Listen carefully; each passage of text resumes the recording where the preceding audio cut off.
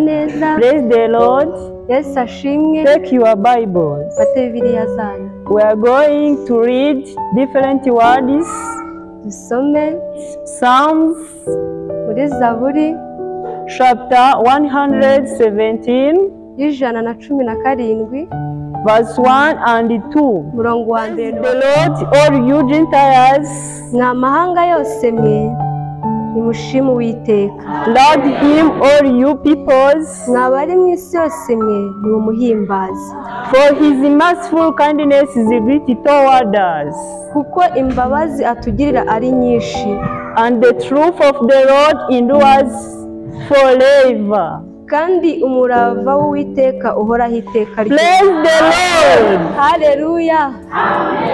Let's also look in Revelation Reka dusome mu byahishuwe chapter 14 cya 14 verse 6 and 7. murongo wa 6 n'uwa 7.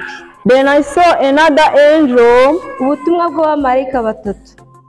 Then I saw another angel Nuko mbona marayika wundi flying in the midst of the heaven, aguruka aringanije ijuru, having everlasting gospel afite ubutumwa bwiza to preach to those who dwell on the earth, bw'iteka ryose ngo abubwire abari mu isi, to every nation, bo mu mahanga yose, tribe, imiryango yose, tongue, indimi zose, and people, amoko yose.